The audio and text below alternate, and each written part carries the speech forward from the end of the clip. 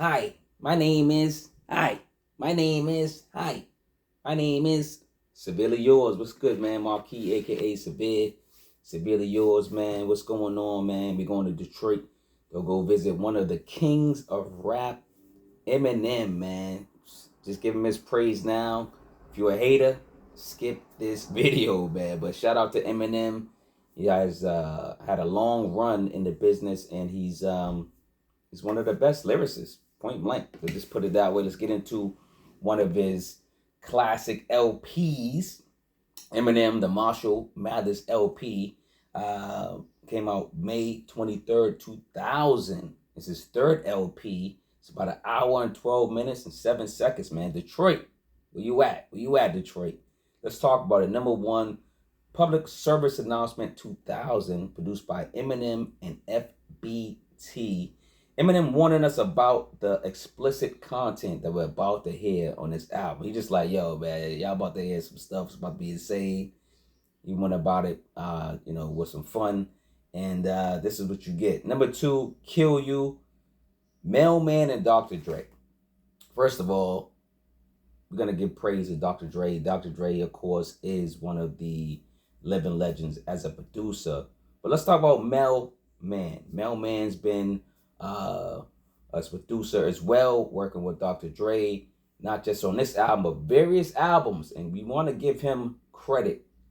You want to give him credit. You know, he's on this entire album pretty much. And Mel-Man, your flowers, man. Stop playing, man. Everyone's like, Dr. Dre. But who helped Dr. Dre? You got a lot of help. Mel-Man is one of them. So that's all I got to say. Number two, Kill You addresses his critics and personal issues with violent and dark humor. The off and on track is just as aggressive as Shady's angry bars.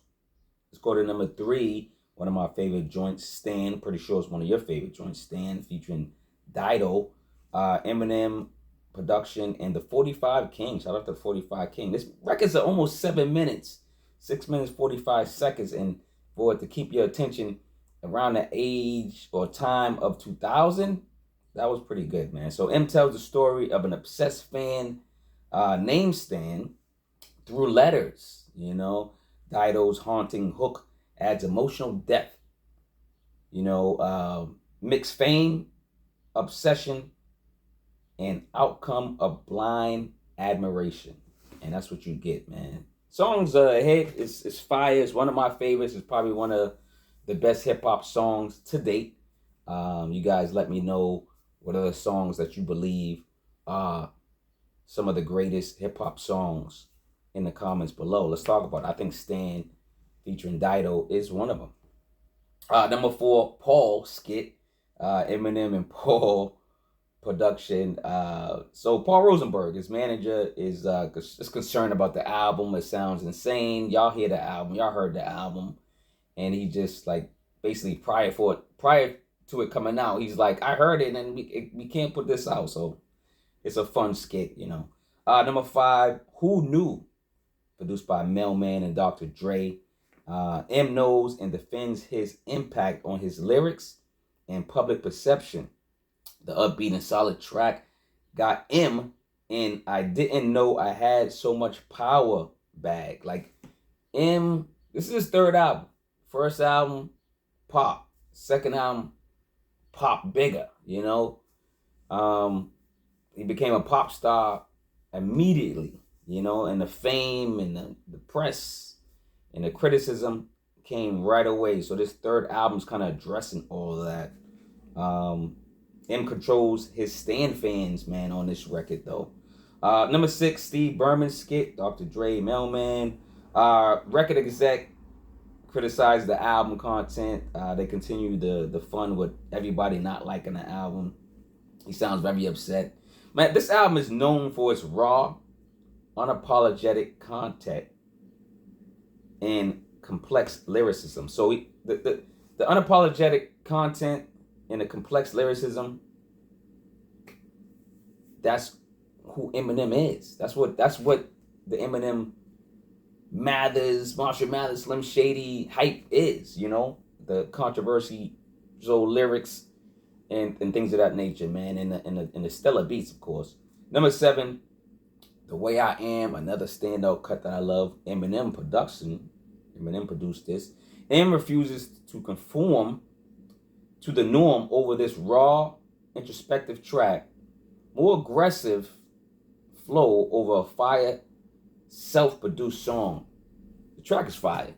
Eminem's a great producer as well, and you can't deny that. You know, he's produced some hits for Lloyd Banks, Yayo, 50, himself, you know, probably even Dre, I'm not even sure.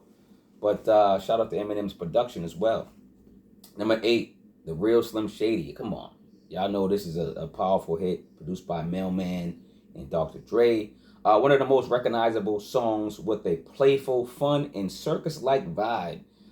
M performed this at the MTV Awards with various lookalikes. Y'all remember that? That was the best performance, one of the best performances, especially for MTV Awards, when he had all these guys look just like him and come out with the hair, bleach, and the t-shirt and the jeans. That's it. That was him. He was simple. I'm telling you, even when white boys rap, they keep it simple. They don't got no Timbs on and chains and fly hats and $100,000 suits on. T-shirts. He wore a t-shirt and some jeans and dyed his head, man. I don't know, man. I'm just saying, man. Rappers, get good with your money, man. That's all I got to say, man. That's all I'm saying. Even Eminem came in and was like, yo, I'm going to be the biggest star. I am the biggest star, but I'm still wearing t-shirts. What do y'all do? What? I ain't going to say nothing about rappers, but let's get back to 9. Let's get back to the record, man. Number 9, Remember Me, featuring RBX and Sticky Fingaz. Shout out to Onyx. Produced by mel-man and Dr. Dre. RBX puts in some work over this futuristic track. Do you remember me? That's what they ask, and that's what they quote. We remember Sticky Fingaz' voice, bars, and delivery. Shout out to Sticky Fingaz. Always comes in and blesses a record. M shuts the track down with sick raps, or more sick raps. Everyone thinks his raps are sick. You know, they are. You know, some of the things he says are clever. Some of the things he says are sick.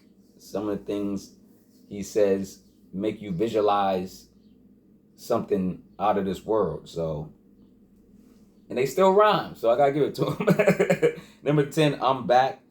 Produced by mel-man and Dr. Dre. Eminem is back and reflects on his past and dominance in the rap game. The head nod track carries the song. He's Slim Shady. He's back. He's Matthew Mathers, Marshall Mathers, Slim Shady, Eminem, whoever you want to call him. He's back, man. He got various. What other names does Eminem have? Just let me put them in the comments. Eminem got to have like 10 to 20 names in the rap game, but he's back. He's back on this joint. Number 11, Marshall Mathers, produced by Eminem and f.b.t. Now f.b.t. they're actually Bass Brothers. They're called AKA Bass Brothers. They're producers, right? So I keep saying f.b.t., but it's for short for the Bass Brothers. Marshall Mathers, there's double boy group and pop star hate on this bag. Because listen, Eminem used to hate the pop stars, hate the mainstream music. So he went at him. M is doing what he does best, criticizes the popular culture. He also speaks on his actual turmoil in his past life. You know, his mother, Debbie Mathers, sued him. She actually sued him I don't even know how many times. M says, "You little groupie bitch, get off me. Go fuck with Puffy." He says that as one of his verses in this rap. What did M know? What did M mean by that verse? That's all I gotta say. I'm just asking. Number 12, Ken Kaniff, Skit, produced by mel-man and Dr. Dre. Now, Ken Kaniff is a character. Eminem have various characters. I guess Ken Kaniff is another Eminem character. He's supposedly a gay character that he created. Ken Kaniff is back getting his mic checked by the insane clown posse. He's getting that mic check. I wonder if they still got beef. You think they still got beef? I know they on Drink Champs, so maybe they'll address it. 13, Drug Ballad, produced by Eminem, f.b.t. A reflective on in a cautionary rap discussing his drug experiences and the heavy hold they have on his life, or they had on his life. You know, Eminem did struggle with drugs and alcohol, mainly drugs, and you know, the fame, the pressure, all types of things.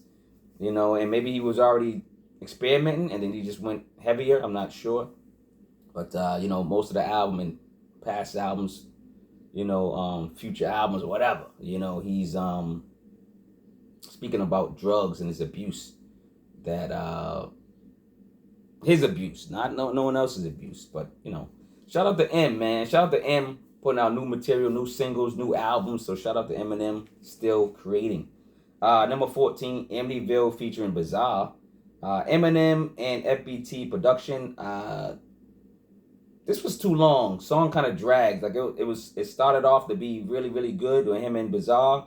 I was feeling it. I'm rocking to it, and then I'm like, I don't remember it being this long. It was like 5 to 6 minutes or something. But it's a dark horrorcore inspired track with the OG Bizarre. Both rappers focus on the violence and chaos of their hometown Detroit. M got his style from Bizarre. What do you guys think? Do you think M got his style from Bizarre in the D12 camp? He sounds like a lot of them. You know, I think, you know, you get a group, you start sounding like each other and taking things from each other. I get it. But he's pretty much like, if he just like sampled everyone's power from D12 and he became Eminem, and then boom, Dr. Dre, boom, you know, there it goes. So I don't know. Y'all let me know. I always thought Bizarre was the most bizarre rapper, the most sick rapper. You know, he was sicker than Eminem on the mic. And what y'all think? Let me know. I got any Bizarre fans out there? If not, Bitch Please Part 2. Nah, I'm just playing. Number 15. Number 15 is Bitch Please 2, featuring Dr. Dre, Snoop Dogg, Xzibit, and Nate Dogg on the hook. R.I.P. to Nate Dogg. This beat still rings by Dr. Dre. Shout out to Dr. Dre on the beat. Xzibit says, in the club, shooting with Puff. Yo, they were talking about Puff back in the day, man. Xzibit said, in the club, shooting with Puff. What do you mean by that? That's all I'm just saying. I'm listening. I listen to these albums. I'm like, yo, Xzibit, well, what's good? He got away with that? Like, I don't know. I'm just saying. Yo, Xzibit's, you know, a posse cut. This is a posse cut, first of all, with prominent West Coast rappers. Dre sparks the session, then Snoop, then Xzibit, and then M.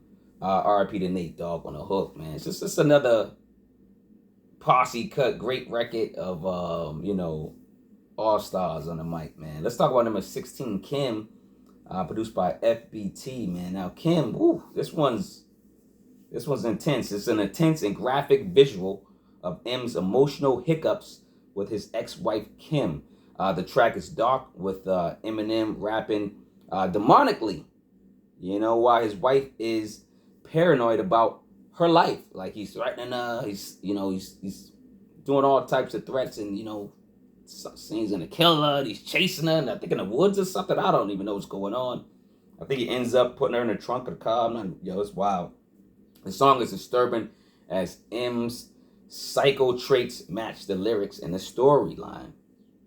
Kim, I'm glad you got away from M. No, I'm just kidding. I'm just playing. But I'm just saying, like, I ain't gonna lie, like, albums like this, records like this, people think this stuff. Some people react and do it. I'm just saying, you know, shout out to the killers out there. Yo, don't come over here, Jose. But he was thinking it, man, and he just expressed himself. Glad he didn't do nothing, you know what I'm saying? But shout out to quality records, just the things that, you know, they relate, but not relate 100%. Like, a lot of people think this stuff, but they don't say it out loud. Let's talk about number 17, Under the Influence, produced by Eminem and f.b.t, featuring D12, the group. Shop playing D12. Now, D12 is Bugs, d.porter, Bizarre, is it Conniver, Swifty, McVeigh and Proof. R.I.P. to Proof. Proof's always going to be still in the group. R.I.P. to Proof. Number 17, Under the Influence. D12 gets busy over this loud and upbeat track. Try to find more disrespectful lyrics. You probably won't, because this group probably took them all, you know. This posse cut will make all ages cover their ears. They're gonna be like this, like that friggin' monkey thing. The monkey see, you know, see. I'm just, before I get to the last track, man, like, subscribe, notification bell, man. Have fun, man. I like to have fun on these reviews, man. Comment below what you think about Eminem. Is this Eminem's best album? Is this album a classic? You know, like, subscribe, notification bell. Again, man, comment below. Get the books if you can. Seville's Chronicles, Seville's Classics, Volume 2, now on audio. Volume 1, not on audio, but Volume 1, my first book. I'm so proud of it. This is my second. And then I got 5 ebooks. So if y'all want to have a shorter read, y'all can read the ebooks. I got some ebooks that I break down EPs. These books I break down albums with more detail and humor and education. So y'all gonna love these books, man. Get into the books. Like I said, this one's on audio right now, so y'all can just listen. Get the merch too. I don't got, this ain't my merch, but get the merch in the description. Shout out to NWA. I had to put something classic on when I'm talking about something classic. You know, I have to have something in the background that's pretty much classic, that's kind of related to the Eminem, Dre, you know, Kendrick type of, you know, that whole circle, right? You know, I had to put it all together. Let's talk about number 18, last track, Criminal, produced by Eminem and f.b.t. He closes the album with the defiant and fun track addressing more sick thoughts. These rhymes are a crime in themselves, man. He addresses him, him saying the word nigga, because Eminem said nigga back in the day on some mixtapes, you know, and some albums or whatever. No, I guess it was at mixtapes, right? Do we forgive Eminem? Do you forgive Eminem? Yes, he said the word nigga various times. He was disrespectful with it. At the same time, hanging with black people. So, I mean, who do you blame? I gotta blame Eminem. You know, he did apologize, and on various times. There's times that I don't even want to rock with Eminem because I remember those times. It's kind of like Drake putting on the blackface. Sometimes I remember that, and I don't want to listen to Drake. Sometimes I don't want to listen to Eminem. You know, what you do on the outside, wherever, rap, hip hop, at work, it will get back to you. It will start to reflect. So I mean, I don't know. Like I sometimes I feel like I just want to listen to Eminem because it's retro good music. But then sometimes I'm like, I don't just choose to put on Eminem. It's kind of like I don't choose to put on R. Kelly. I'm not choosing to put on Puff no more. Eminem's one of those people that I kind of go back and forth with, maybe listening to his music or not. I'm being honest. And, he's in that category. He did say the word nigga, and it's just not really forgivable. It might take more time with me, but I like this album, so I'm reviewing it. 2000 Aftermath Entertainment, Interscope Records, prior to me knowing he, disrespected the black culture, I listened to pretty much all his albums. And I'm like, oh, shoot, he did what? He said what? And I'm like, oh, yeah, he did do that. You know what I'm saying? So this album faced criticism and censorship for its explicit content and themes of violence and drug use. Now, I wonder why. Like, a white rapper comes in, speaks on negative content, has a huge white fan base, and white culture's concerned because they don't want their kids doing heavy drugs, violence as such is played on the album. But when there's black rappers speaking on drugs and violence, crime, they let it play. They got that playing on the radio. They blasting. They girls shaking booty all day. They playing it. You know what I mean? They advertising it. These record labels ain't shit. You know what I'm saying? But Shout out to this album. Shout out to the violence, the drugs, and all the stuff on here, the negative content on Eminem's albums. You know what I mean? Because it did mix up the world a little bit. Shout out to Eminem. Shout out to Detroit. Shout out to everybody in Detroit, artists and stuff like that. What do you guys think about this album? The Marshall Mathers LP, man. I'm getting out of here, man. Love, respect. Support me if you can. I appreciate it, man. Eminem, man. I don't know, man. This dude said, yo, dog. I don't know, man. I don't know how I feel about this dude.